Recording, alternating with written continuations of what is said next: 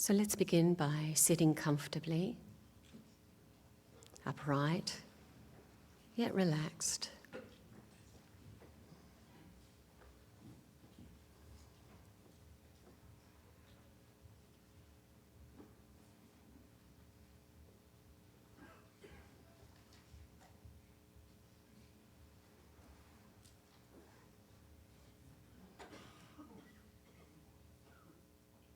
And if possible, feel the weight, the heaviness of the lower part of the body sinking down into the cushion, the floor, your chair.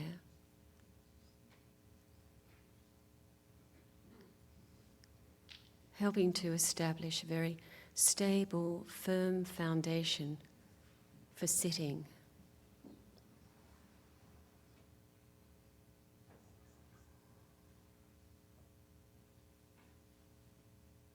If you like, you can imagine that it's just like a tree putting down roots into the ground, holding it stable.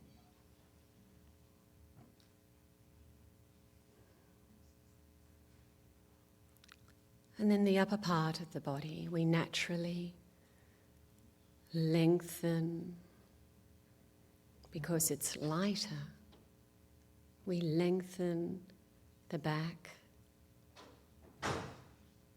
the neck, and even the back of the head.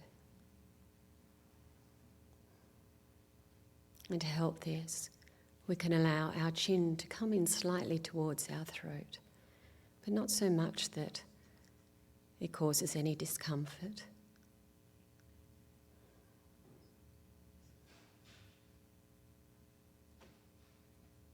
So we can imagine the upper part of our body like the upper part of a tree,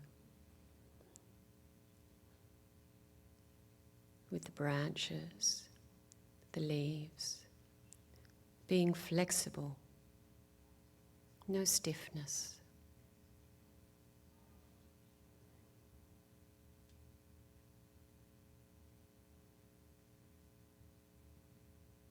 And so we just take a moment to be aware of our bodies, how they're feeling.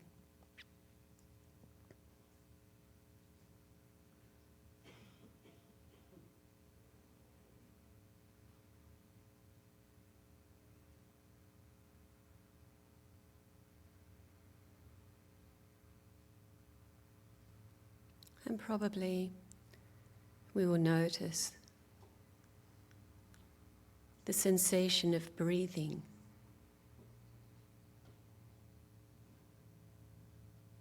This could be the rise and fall of the chest as you breathe, or the abdomen. It could even be the sensation of the air entering and leaving the nose as you breathe.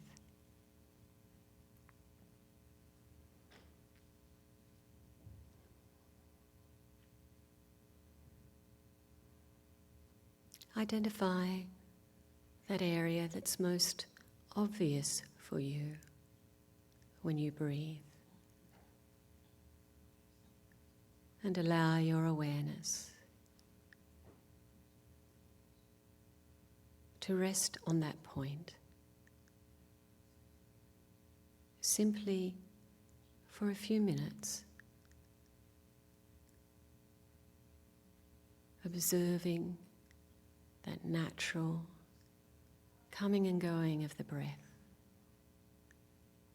And we do this in order to calm and focus our minds.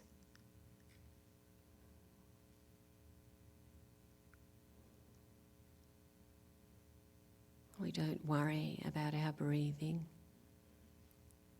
about whether it's fast or slow, long or short.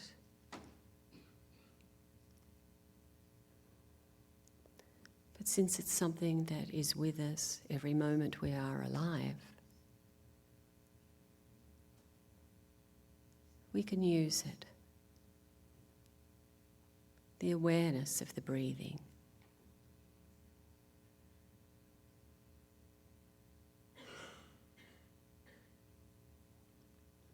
So let's just do that for a couple of moments.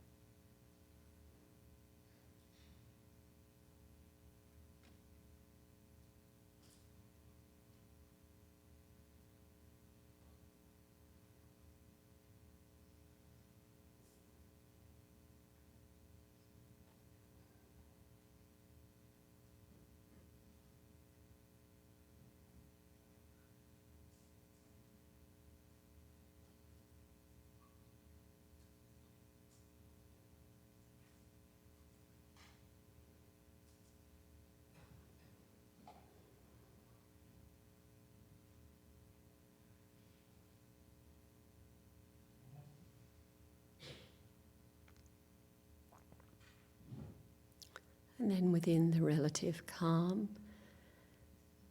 and clarity of our mind,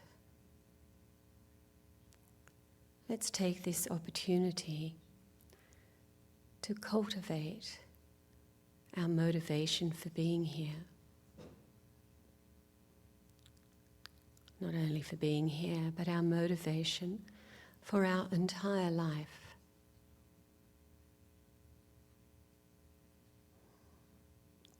And so to begin with, it's really worthwhile thinking about how fortunate we are to have what we call a perfect human rebirth.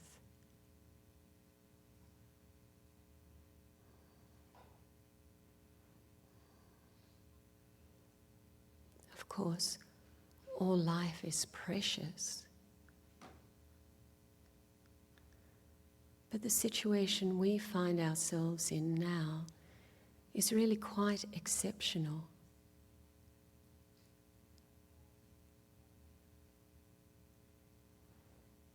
Just think.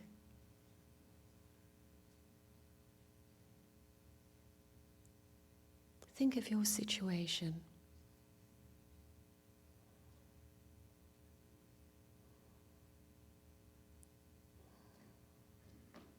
You actually belong to a very special group of humans.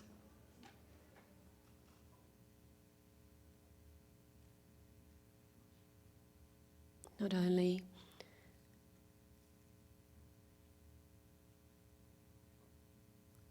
do you have the intelligence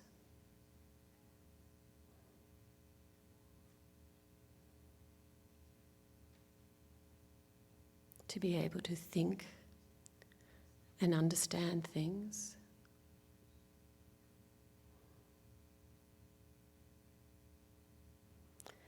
but you also have the emotional intelligence.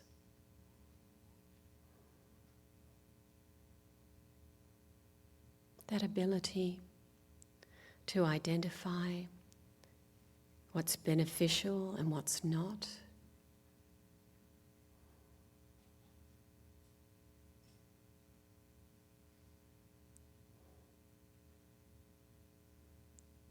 That ability to transform your mind.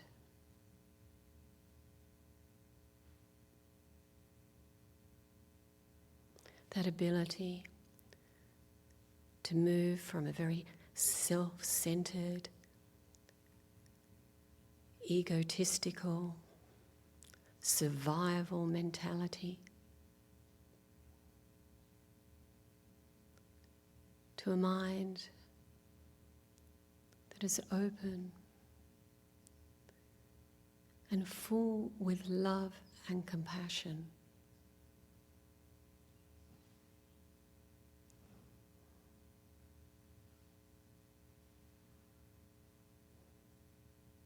Contemplate that.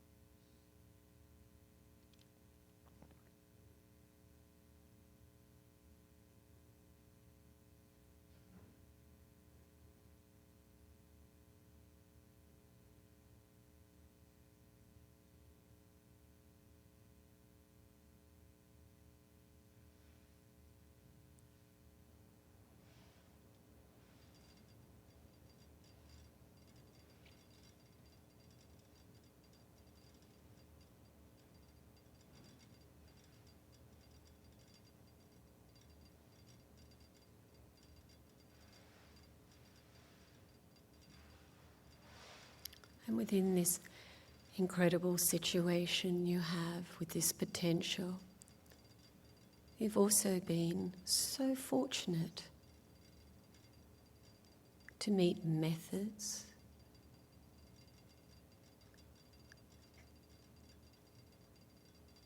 that enable us to become free from all the disturbances of the mind and harmful actions and their resulting consequences, suffering.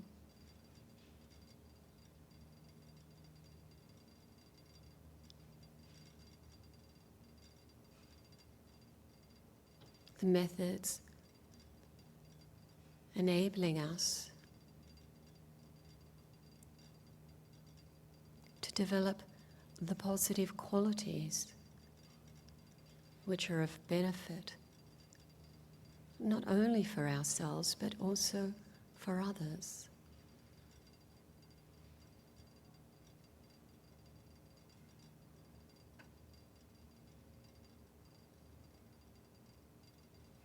And furthermore, we have the incredible good fortune to meet with highly qualified teachers, such as the most precious spiritual friend, Mahayana Guru, Kyabje Sopa Rinpoche.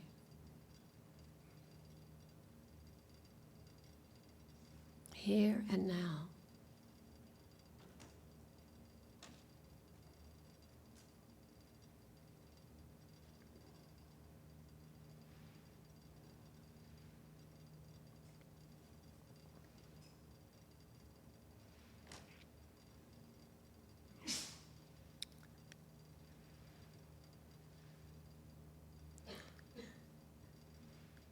And this precious situation, unfortunately, won't last forever.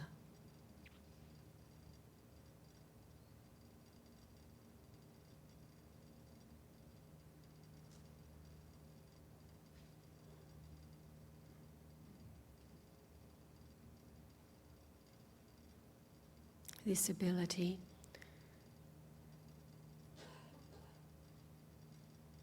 to work for the benefit of all beings, including ourselves. This precious situation we have now won't last forever, because things change. Life ends.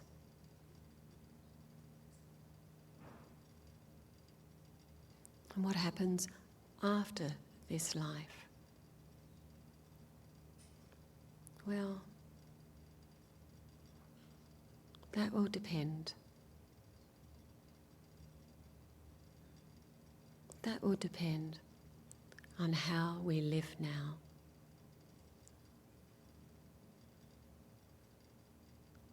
And so with the thought to make the most of this opportunity, with the thought to truly be of benefit for all others who are just like you in wishing to be happy and free from suffering. With that motivation,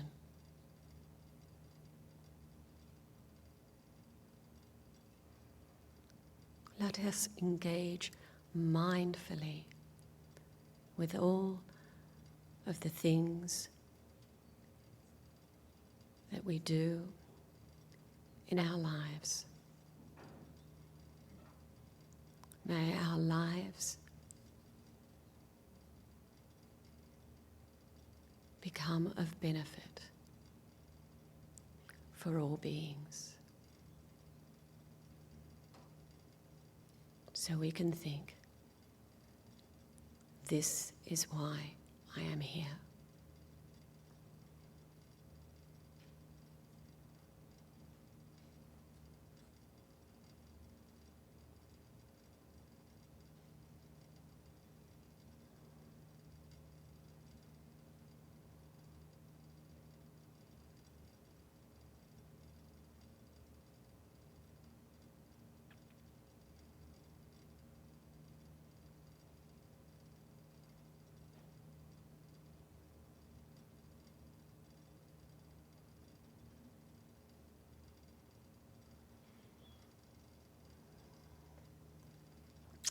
Okay.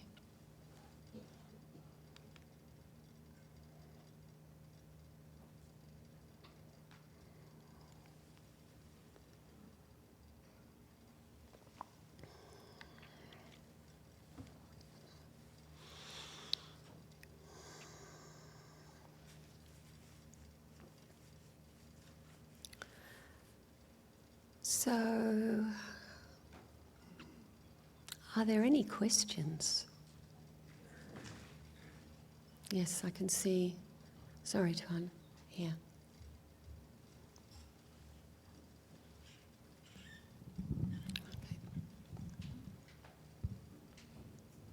Good morning. Good morning. I have a question. Yes. Which is about Bodhichitta mindfulness. Yes. And the question is how to think about that in light of multitasking. Is it multitasking? Is it not multitasking? And do you understand what I'm asking? I feel like it's not, but I don't yet feel like I can articulate why it's not. At least I don't think it has the same negative implication when we say multitasking. I was, when you said multitasking, I thought, oh yes, I wish I was the 1,000-armed Chenrezig. Being able to use, always having plenty of opportunity and plenty of possibility to be of benefit. But I'm not quite sure what you mean by by your question. Is it the fact that having the bodhicitta mindfulness behind as the motivation for many different actions? Or do you think that having the bodhicitta mindfulness means that any action becomes, I don't know, I can't understand. I'm talking about like maybe an example would help. So if I'm walking up the hill, and I'm thinking, one of the examples that Rinpoche mentioned was thinking of all the kindness of all beings on the way up, and then thinking of repaying that kindness on the way down. So if I'm walking up and I'm thinking, I'm doing two things. I'm walking and I'm also thinking. Right. And so... But isn't that normal? Yeah, it is. It is. Yeah. I guess I was thinking that it was a divided attention, but... Oh. And so I'm just thinking of that in terms of like working on trying to get single-pointed attention. If it's... Well, I think they're two different things, perhaps. Yeah. Yeah. But I think, you are developing concentration because you're definitely becoming aware of what you're doing. But Right. It's definitely not single-pointed because you're also aware, you're concentrating on other things as well. So, so from that perspective, multitasking. That's good. Okay. You content with that? Yeah. Anyone else kind of wish to?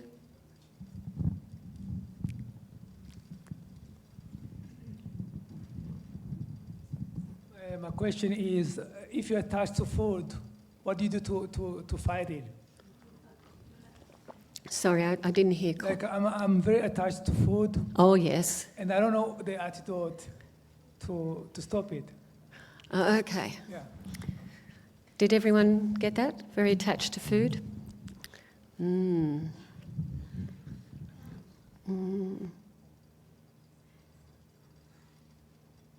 I think many people are very attached to food.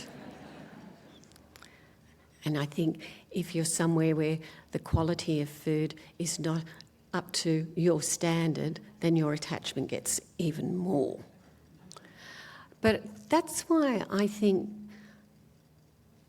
doing something like taking the 8 Mahayana precepts, which is what Rinpoche was talking about last night, and sort of limiting yourself to one meal a day, or in our case, we're here for a longer period of time, so we're having 2 meals a day, we're having breakfast and lunch.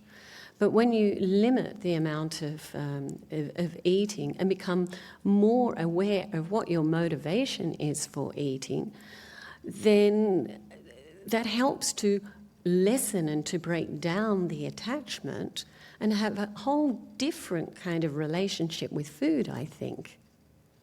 So I found, certainly in my early days, taking the 8 Mahayana precepts just for 24 hours was incredible in order to help become more aware of everything that we do in those 24 hours.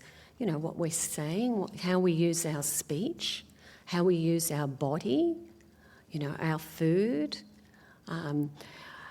Because I think, I can't talk for other people. I can only really talk for my own experience, how it affects me. But I know that sometimes the mind is just so chaotic. And there's not the awareness, and you just sort of, little bit of hunger. What's in the refrigerator? And eat. But of course, also I think Rinpoche said the other day, if I can remember, can't remember too well, that when you visualize, transforming the food into nectar, and you imagine, it's certainly, in tantric practice, imagining that you're offering the food to the deity, so like with the guru in your heart. Did Rinpoche say something like that the other day? Yeah? Okay, I'm not making this up. Okay. Phew. that, and then you can eat as much as you like. When you imagine that you're offering it to the guru, to the guru deity in your body when you've received tantric initiation and performed tantric practice. But if you're thinking you're offering it to the Buddhas, yeah, like that. If you think that you're eating in order to be of benefit for others, and are really mindful with the eating. And there was also the Bodhichitta mindfulness of eating. Do you have that little booklet? Do you have the booklet? Do people have the booklet? Okay, there is a wonderful little booklet. I think it's just on the table outside, isn't it? And it goes through the kinds of things that you can think about when you're eating, when you're drinking, when you're walking, when you're sleeping. Did it say sleeping? I hope so. So that you can make those ordinary activities actually beneficial. Is that answering your question? Yeah, get the book.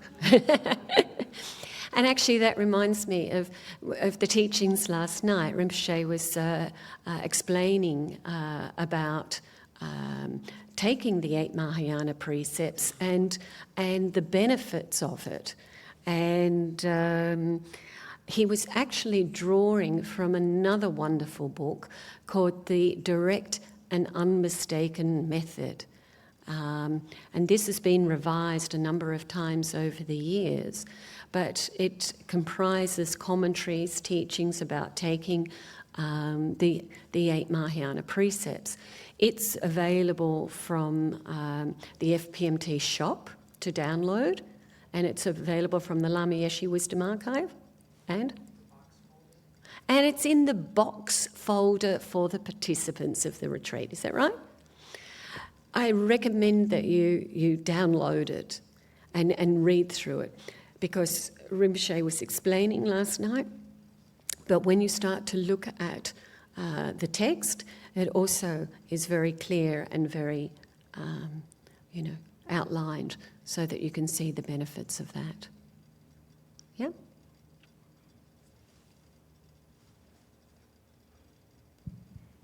Thank you. Rinpoche was talking about the prostration mudra. Yes. Yesterday.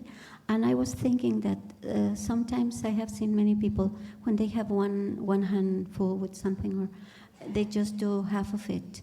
And I would like to know if it has the same benefit or if it's different or what. I mean, just in case you cannot use both hands. Yeah. I often do myself. I've never heard. Have you ever heard? Half benefit, full benefit? I think it...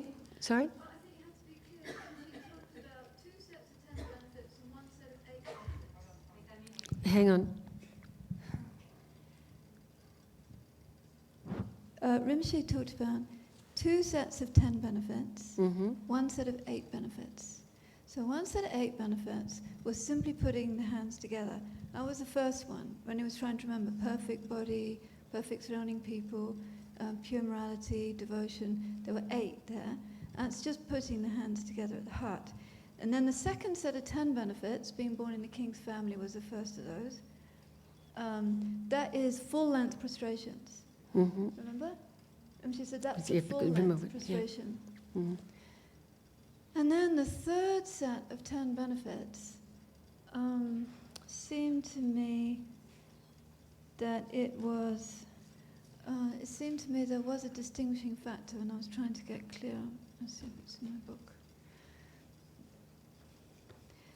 So the first one, definitely, the 8 benefits you get, even if you just put your hand like that, or even just one, that's fine. But the full-length prostration, that's specifically, stretching out full. And the last set, I think, is an actual prostration. Mm-hmm. I think what we will try and do is get a list of those benefits and put that also up in the box. But once again, we need to make this also real for us, okay? And what really counts also is our attitude behind it. It's kind of like the message, if you like, that's being given with the prostration. It's kind of like admiring the qualities and wishing to seek, to find those qualities and develop those qualities within yourself. I think I said the other day, if there's not sort of some mental aspect going along with it, you know, the benefit of that action is somewhat limited. Of course, still some benefit. I was just thinking last night, Rinpoche was saying that, like, when you come in and you see all the holy objects here, to prostrate, you know, have the hands together, and he said, move the feet. Didn't he say something about move the feet? Yeah, move the feet and go around like this. And it reminds me, Rinpoche also mentioned the second trip to Tibet in 1987. And Rinpoche said something about, you know, going to Tashikil, Labrang Tashikil. Rinpoche was seeking a particular text.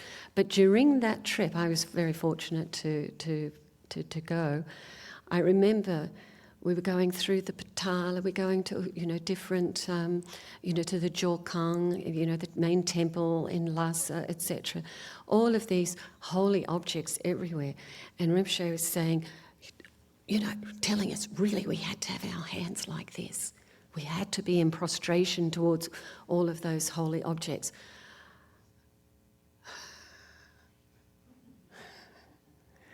I remember it so clearly, but I remember the arms were aching, you know, because it was, you know, so much every day.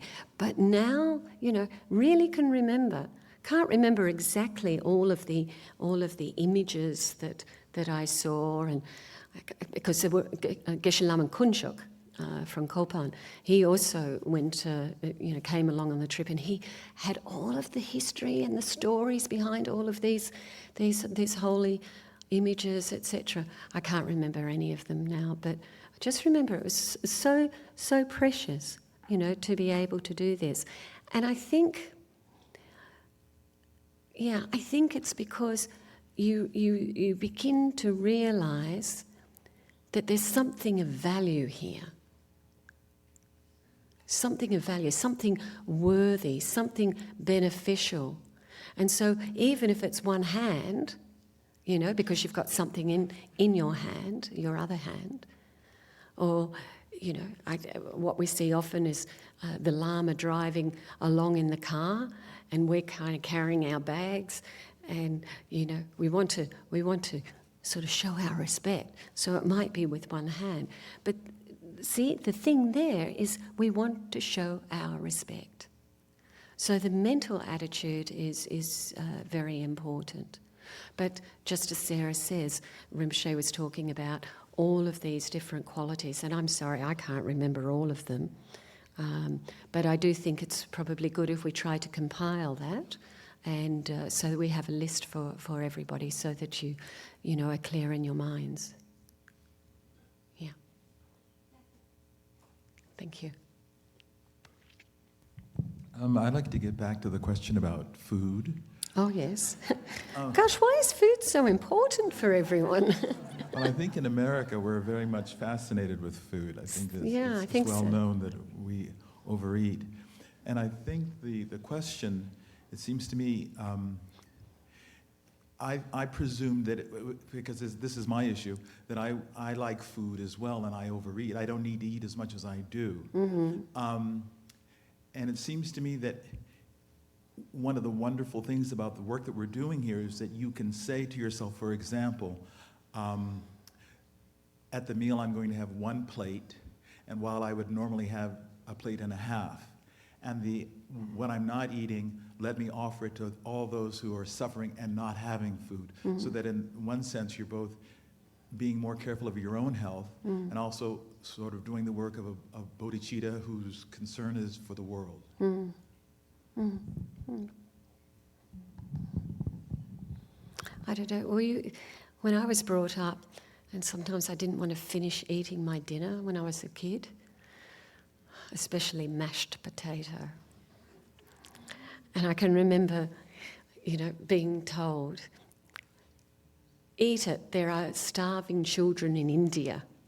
Did you ever get that when you were growing up? Oh, in Biafra. Or Africa, different places. And I can remember being sort of a rebellious child, sort of saying, well, give it to them.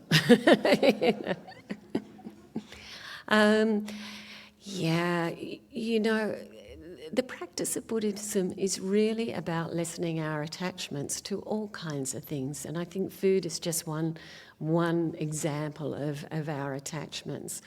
And so we do need to deal with that attachment. That's the issue. And yes, I think we need to find ways that really work for us. I mean, somebody telling you, for your health you shouldn't eat this and you shouldn't eat that and you should do this and you should do that. I'm the kind of person, I don't like to be told. Sorry, I don't really like to be told. And that's why I keep going back to what I've repeated, I think every time I've got up here to talk, was that you do something based upon knowing what the advantages of doing it are and the disadvantages of not. So when you know the advantages of being more mindful about how much you eat and about lessening your attachment to the food, then that, for me anyway, gives me the motivation to be careful, and not to be too attached to it. Yes, I'm sorry, but, doctors, I agree with you, but a lot of people are going to doctors and they're telling them to stop eating and then they go home and have, I don't think just the information does the work. And I'm thinking that the work that we're doing here, which is the work of spirit, is a way to kind of address our attachment to food and also to do good spiritual work. Mm-hmm. So I think that there are a variety of ways of approaching this, is what I'm saying. Yeah, and I would agree with you there. But of course, somebody just giving you information is not, you've got to think about it. You've got to transform your own mind. Steve and I walked in here yesterday, and Steve walked before me, and I said, "Oh, are you taking me to enlightenment?" Something like that. And then Steve said, "Oh, we should be enlightened by now." Didn't you say that? Anyway, I don't know what he said for sure. But it occurred to me, this is kind of ridiculous. For some of us, we've been around the Buddha Dharma for many, many years. We've heard the most amazing teachings from His Holiness Dalai Lama, from Kyabche Lama Zopa Rinpoche, from Lama Yeshe, from many other highly realised teachers. They have given us so much. So much. And actually, sometimes you think, well, if I had followed all of their advice, I probably would be enlightened by now. But it, there's a great difference between sitting before a great holy being, receiving teachings, being able to and being able to integrate it. How many people were here for the previous Light of the Path courses? Do you remember exactly what was taught? Probably if you go back through the copious notes that you've made, you might be able to, oh yeah, that's right, oh, I remember that. Or if somebody else brings up a point. But actually, how much really sticks? How much do we really, take to heart, to integrate, understand? And yeah, so sometimes it may seem like, we don't make much progress at all. But it's a slow process. I mean, everybody's minds are different. You know, some people just hear one thing and completely understand. It's kind of like the light goes on, fantastic.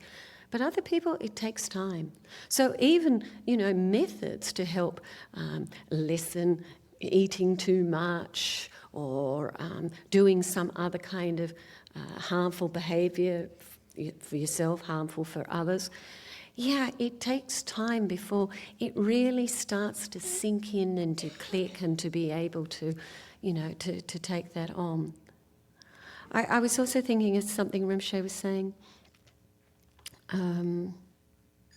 last night. I think it was saying last night.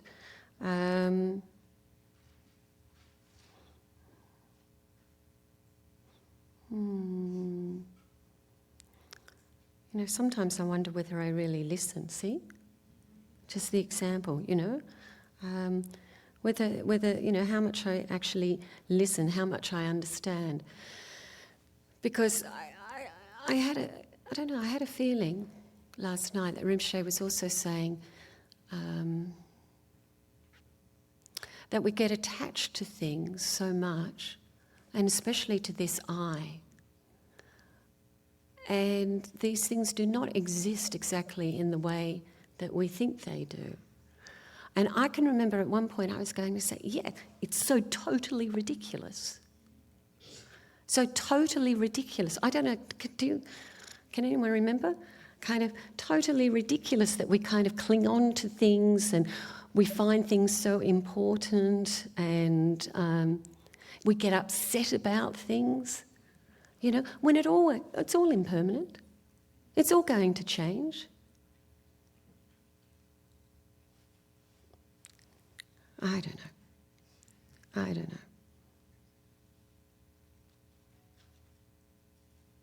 Are there any other questions? Yes, Amy. Oh, sorry, one here.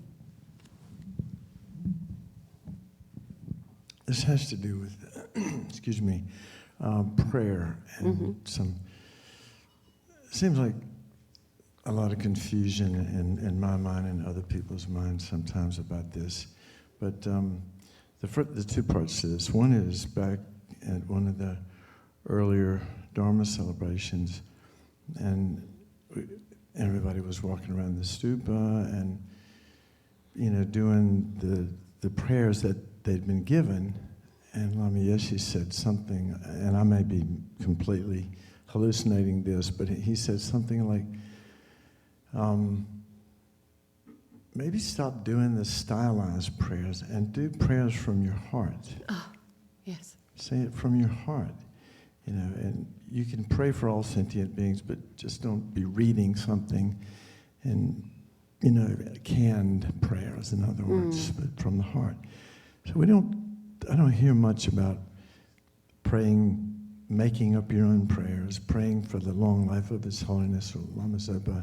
We always have these little stylized prayers. So I wanted to hear your comment about that. And the other one was, Rinpoche was saying last night, for example, that prayers done by people with vows are more powerful than prayers done by people who are not maintaining vows. So the question is, how does prayer work?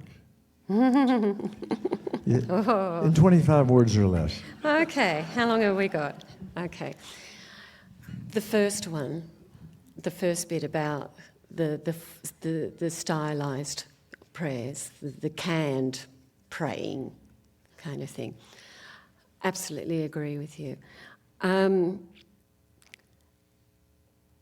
My feeling is,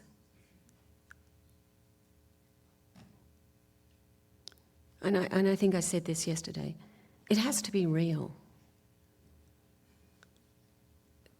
It has to come from the heart for it really to be, you know, totally powerful. But of course, in the beginning, that's difficult.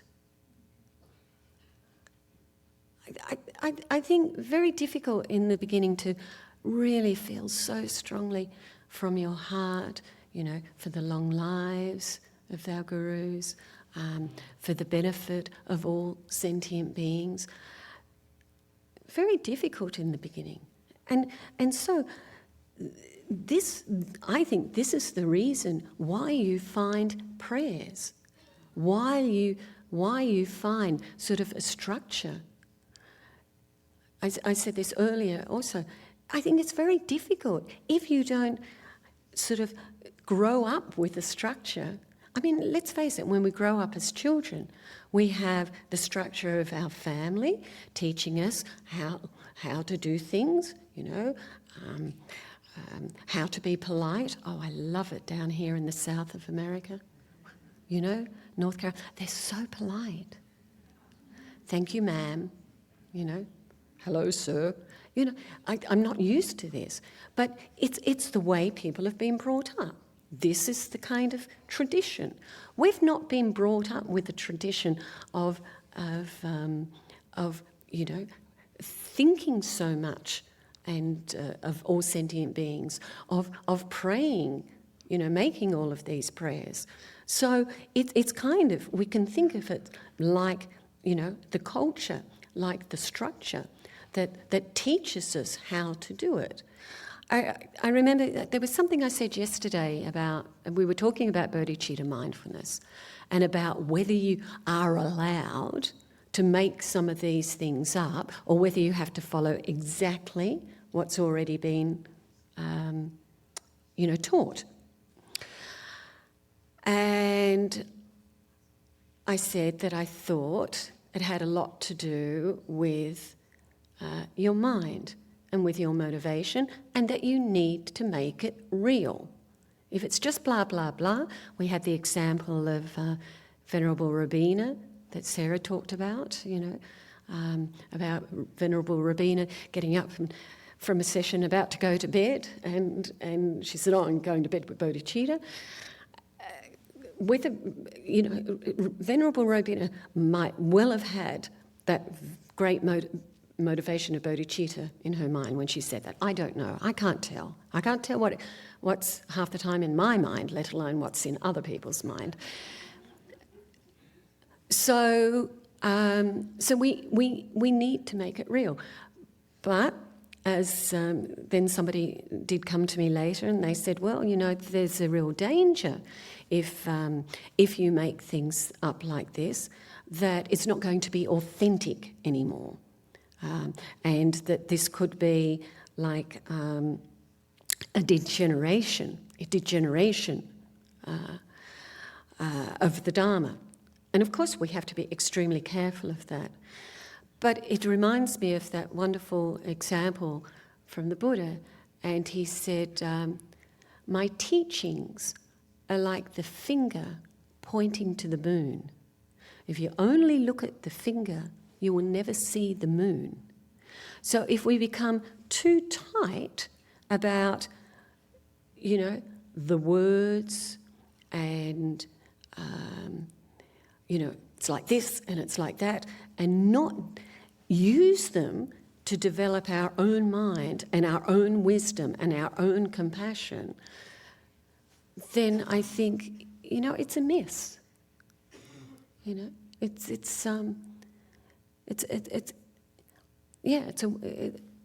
we're not taking the most out of our opportunity. So I think, you know, doing the prayers in the beginning, for me, is definitely, it's the structure, it's the guidelines. It helps to direct the mind in a certain way. And in the beginning, yes, it is mostly intellectual. The same when we do a meditation. In the beginning, yes, mostly thinking, mostly intellectual. But at a certain point, the penny drops. And at a certain point, that really, oh, penny is English, isn't it? What do you say here, dime?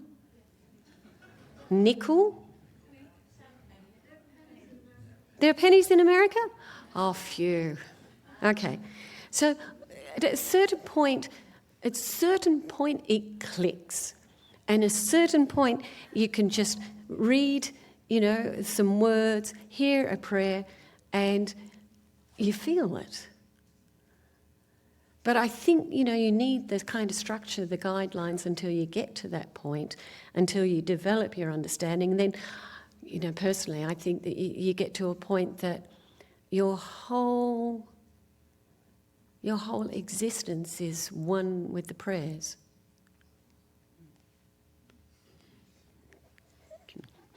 What was the second part of the question? How does prayer work? How does prayer work? How does prayer work?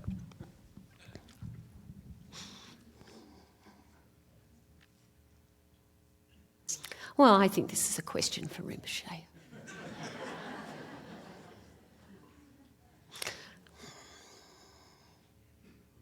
Once again, I can only talk about how it works for me, okay? I don't know in general how prayer works, but I think the way it works for me is it keeps my mind straight. It keeps me focused. It gives me inspiration,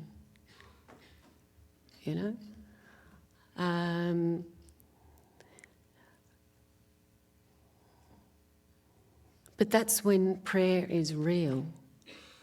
I think when it's just blah, blah, blah, I don't know that it does that much.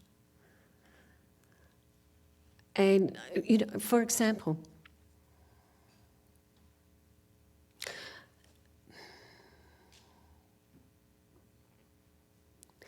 I think us ordinary beings, we can't change the karma of somebody else. We can't change somebody else's mind, but we can change our own minds.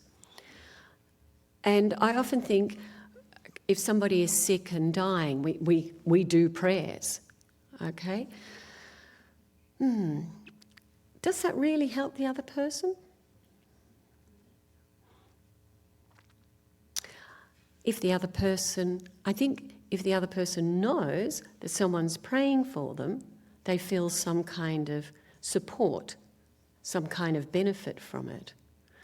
I think the person praying for the others, there's some kind of benefit there also, because it's feeling like you're doing something, you're developing your compassion, you're wishing well for the other person. So there's something going on in your mind too. But of course the question comes, well, what if they don't know that you're praying for them? How does your prayers work for somebody, that you're praying for and they don't know that you're praying for them? And I think there was some research some years ago for people with illness, and they had control groups, and there was one of the groups they had people praying for, and then the other not. And the people that were prayed for, even though they didn't know it, actually seemed to recover better from their illness. Did I hear that right? It was something in America? Probably. It's all in America, Which is interesting. So how it actually works, I think the prayers of an enlightened being, I have no doubt they work. My prayers, certainly working on my mind. But I think, as I say, good question for Rinpoche. I mean, Rinpoche often comes in and says, any questions? And everyone's, but great question for Rinpoche. Unless anyone else has got... Okay. And was there one question up the back there? Oh, sorry, Amy was first. I didn't see Amy. Sorry, I just had a quick comment about the prostration mudra. Mm-hmm. For those of you, some of you have heard this story that know Kirti Senchab Rinpoche. Mm-hmm. So when he was in end-stage liver cancer, he was in his room. That's how I heard the story from his attendant. So he kept having his hands in the mudra prostration because he said he saw the merit field. Yeah, sure. And his arms got tired when you said your arms. So it wasn't that his arms got tired, but his attendant, who was very attentive, said, Rinpoche, put your hands down because you'll be tired, And so he would put Rinpoche's hands down. And then Rinpoche would just sit there, and then eventually he would go back like this again. And he said, I see So it's just kind of that respect and that incredible devotion, you know, Yeah. with You can always put a cushion under your elbows.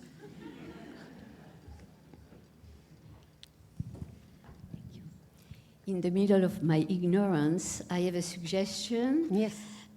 Everything is vibration and energy. When we express whatever way we feel a prayer, is it a way that we can reach the goal of being heard in our prayer because of this energy? I don't know. And vibration, everything is vibration, no? I don't know. That's my, that's my way to see it. Yeah. If everything is vibration and energy, the way I will express my prayers will reach maybe the goal that I expect. Yeah, I really don't know. It's possible. But I think you need to ask somebody that knows far more than me. Okay. Oh, we've still got questions. Okay.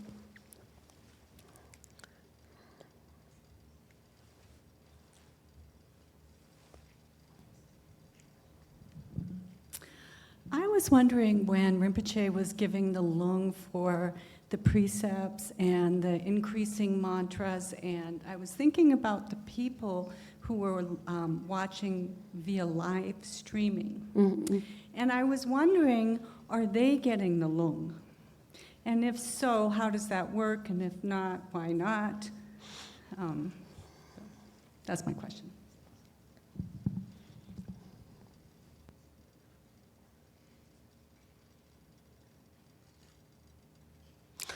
Of course, best to be physically in the presence. But, you know, these days with technology, you know, I still think there's some benefit, isn't there?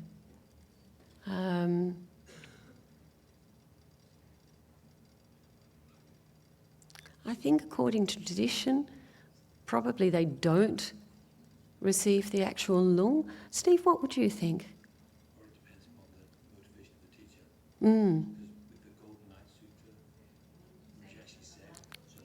Mike. Oh, okay. I'll repeat. Yeah.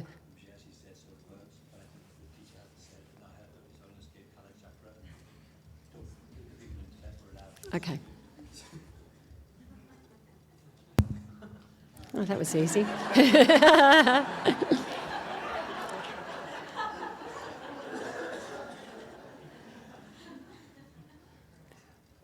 I think it depends upon the teacher and their motivation. In other words, if like in the case of the Golden Light Sutra, where Rinpoche said anybody that like watches this, I mean, even afterwards, they can receive the oral transmission. Mm-hmm. So that's his intention. So therefore, it works.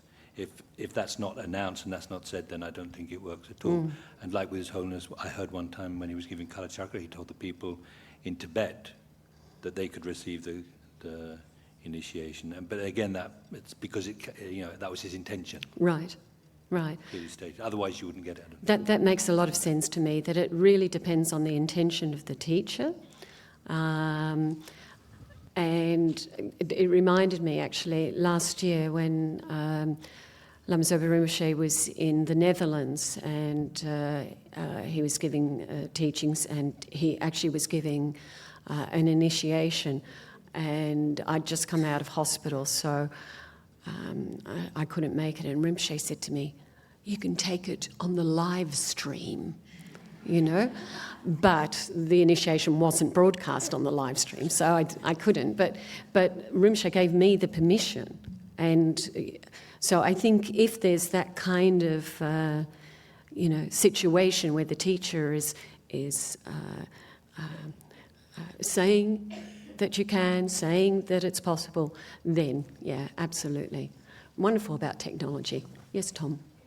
Just one comment. I know in general, Lama Zopa Rinpoche does not give lungs via live stream or digital ways. The Golden Light Sutra is one exception to that rule. Yeah. Rinpoche also made on the online learning center through the FPMT in the Living in the Path program, there is a section on the 8 Mahayana precepts, and Rinpoche has said that you validly receive the transmission by watching the video there. I can't say for this particular video, but that video, yes. Interesting, isn't it? Yeah. Okay. Oh, we still have one question? Okay.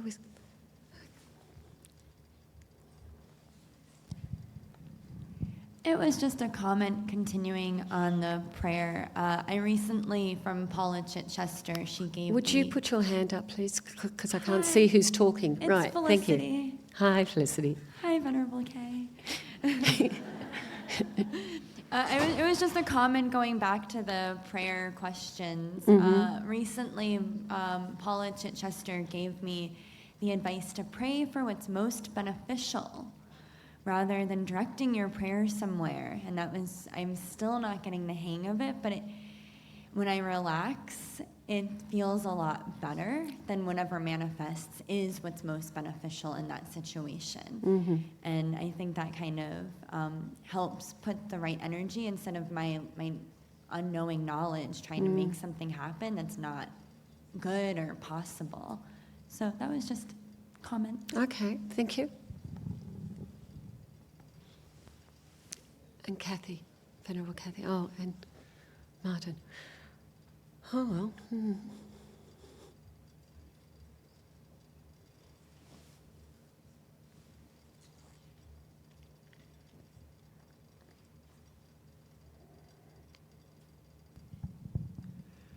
So I have some questions about the Rinpoche talked about the precepts and vows and the flexibility around taking those. So I have a few questions about that. And the first one would be, would you use the same prayer, like if you would only take some of the precepts, would you use the same prayer for the 8 Mahayana precept in the morning and just omit that precept?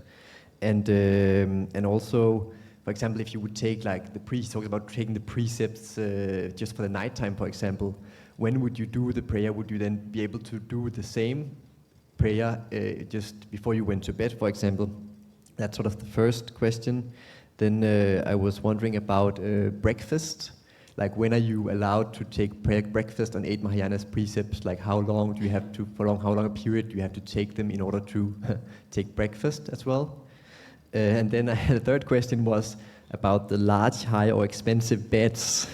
because when taking them, I mean, in the West, at least my bed at home, we have a big double bed, What is considered a large, high and expensive bed? Thank you. I was really shocked when I went to live in Amsterdam that some of the beds cost something like 15,000 euro or more. I mean, all of these kind of mattresses and I don't have a bed like that. I think you're always safe taking precepts in a Dharma centre, because I don't think there are ever high and expensive beds in Dharma centres. I think it's, again, I explained the other day too, that with high and expensive beds, it's got a lot to do with your pride, So if it's just your ordinary bed at home, but it's, a double bed and it's not just a mattress on the floor, then, it's not like you're thinking that this is a high and expensive bed. It's just your normal bed. But of course, I've heard in the past that lamas, and I think even Rinpoche, that always used to put the mattress on the floor. So I think, you need to check up your own mind about this. When it comes to taking precepts, Rinpoche said, sometimes there's some that you can't take, just like when you look at the 5 lay vows. I remember with the 5 lay vows in the beginning, well before I became a nun, of course, it was like, no killing, okay, fair enough. No stealing, oh yeah, okay, No intoxicants, okay, I can't take that one. You know, so your mind sort of grows, I think, you know, and so you take what is manageable at the time. A lot also depends on the interpretation of the Lama giving precepts.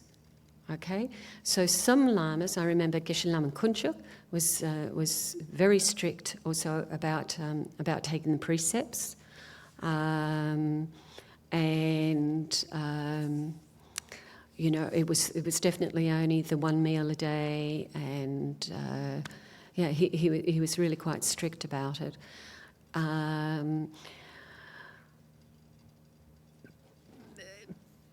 So it depends on the Lama and you know, their interpretation, their permission.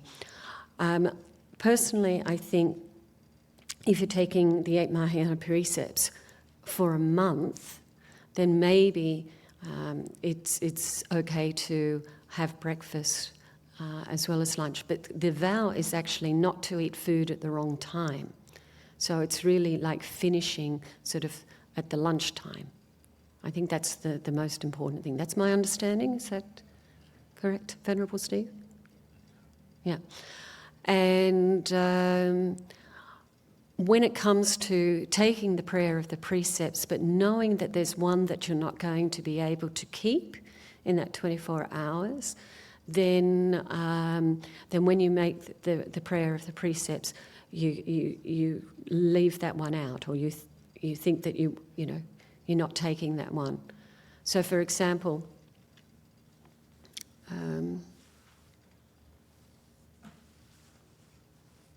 yeah, I think sometimes, yeah,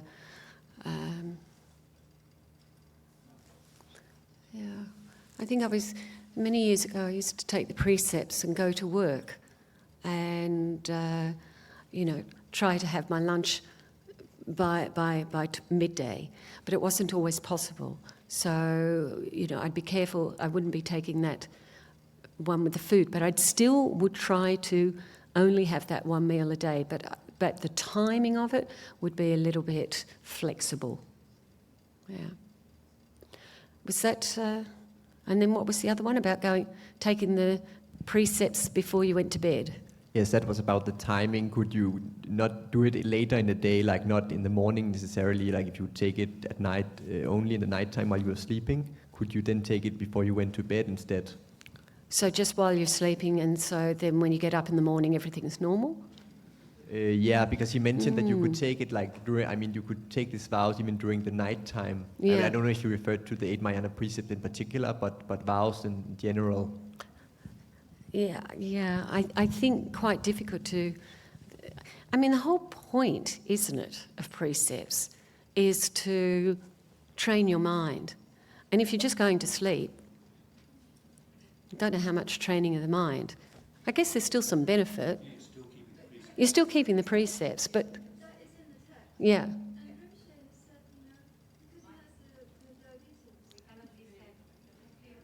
Yeah.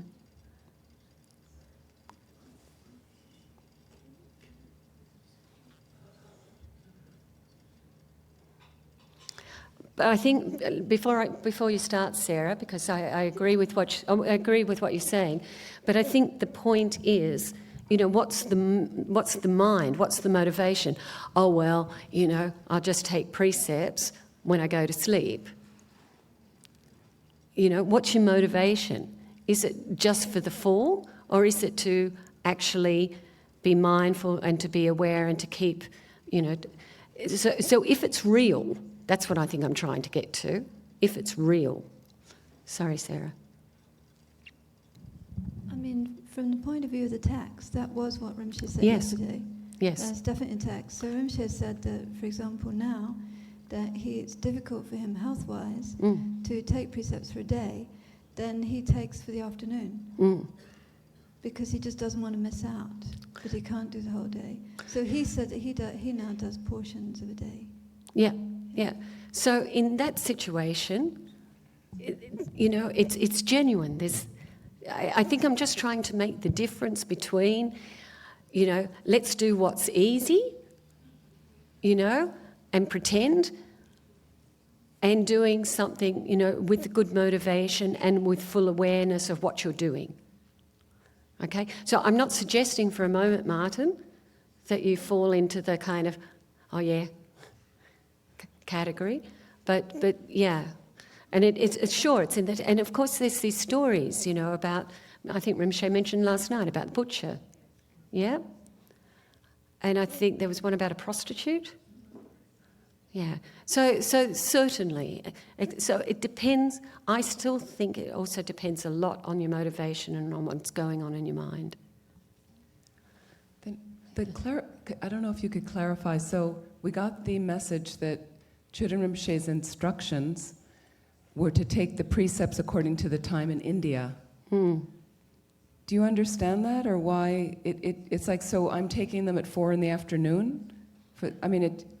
I just can't quite get my mind around that. I don't know if you have any, if anybody has any insight. Got any insight, Venerable Steve? Oh, Tom has, maybe. I think it's very unclear still.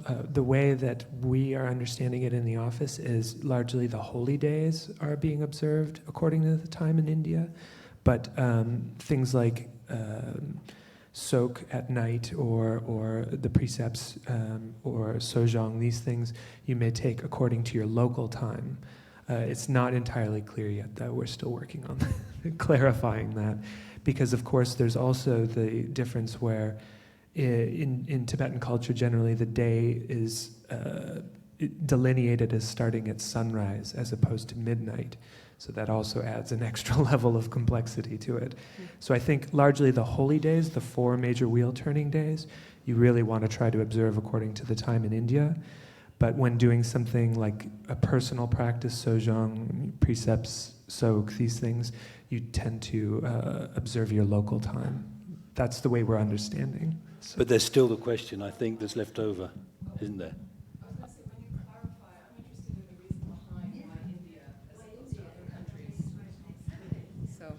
That's what, if you know, so I'm curious. Because it's according to His Holiness astrologer.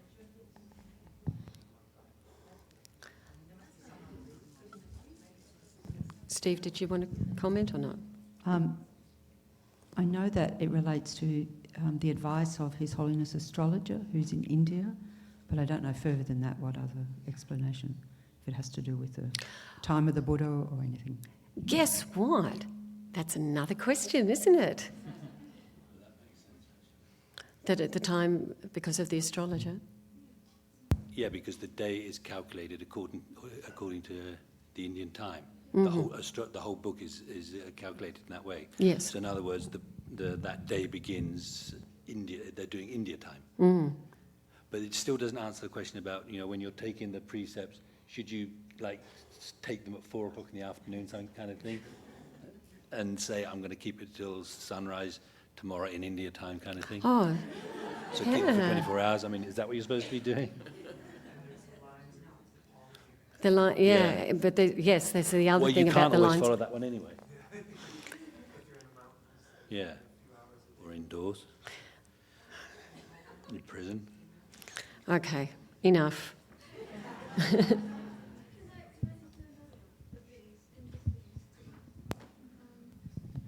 I mean, just making the mind think again. We were talking about these 3 sets of benefits with the, you know, the 2 10s and the 8. She wrote the verses to remember them. So, you know, I was saying one is full-length prostration, and there was this thing about putting the hand up. But do you remember a couple of days ago, Rinpoche was talking about prostrations, actually, the Chagta, and he mentioned that Lama Tsongkhapa said, every extra body you visualize, yes, you get the same, right? So therefore, you don't have any movement, you're lying in bed, but you're visualizing hundreds and thousands of bodies doing full-length prostration. You're getting all of those 3. You're getting the 2 10s and the 8. And nobody saw you do anything but snore or look like you were snoring. So I just wanted to throw that one in as a thought. Okay, thank you. Thank you. Well, so a lot to think about, and a lot of things that aren't completely clear, which just shows that, you know, we really need to develop our wisdom understanding. But I think definitely, you know, Rinpoche was really emphasising the ease and the benefits of taking the 8 Mahayana precepts. And we were just talking this morning, who was it, Paloma and Joan and I, we were just talking about, Rinpoche said that the benefits of taking the precepts, that even if your mind is distracted. Was that what we were saying this morning? We thought we really liked that. Really like that. Okay. All right. So let's just take a moment to try and settle all of the things that we've been talking about.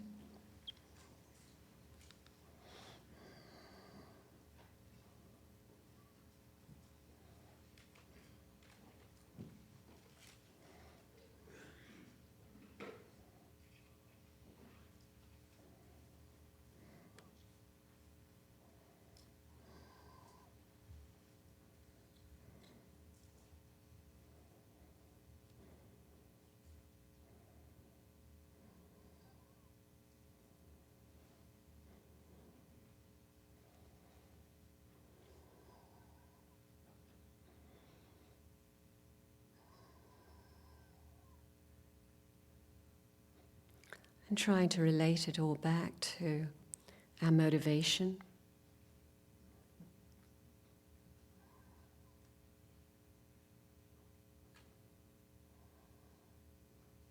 Remembering that the motivation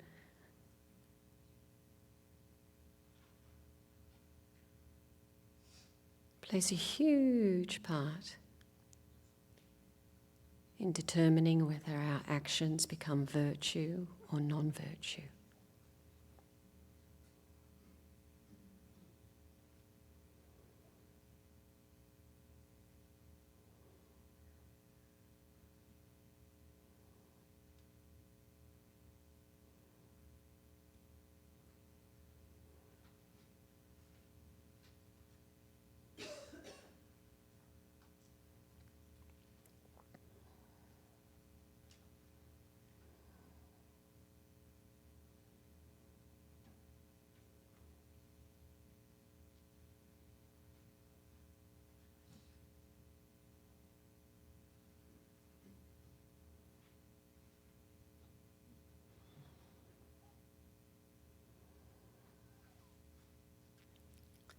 And then we can visualize all the food that's in the kitchen that we're about to devour.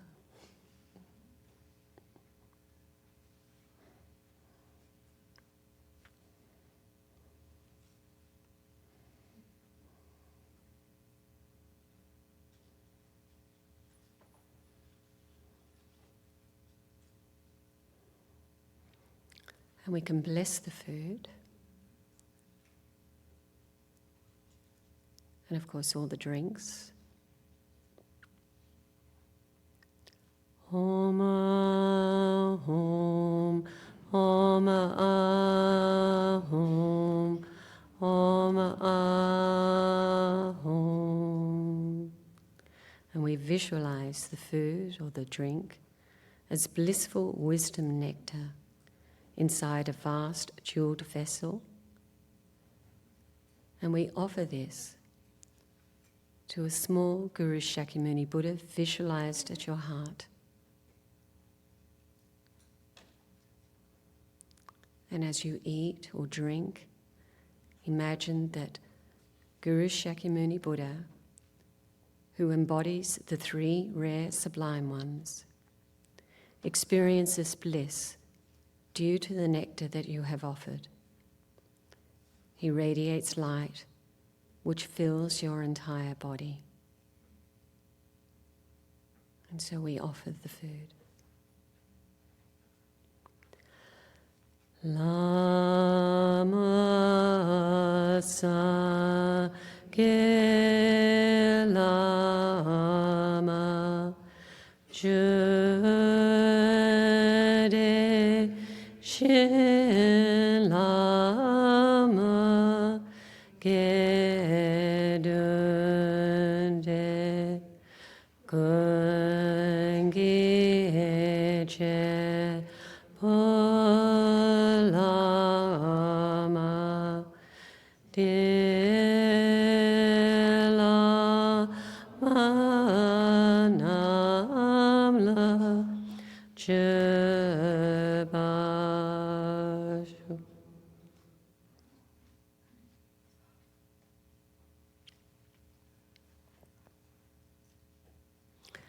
The Supreme Teacher, the precious Buddha, the Supreme Refuge, the precious Dharma, the Supreme Guides, the precious Sangha, to the three rare sublime ones, the objects of refuge, I make this offering. May we and those around us in all our lives never be separated from the three rare sublime ones, continuously make offerings to the three rare sublime ones, and receive the blessings of the three rare sublime ones.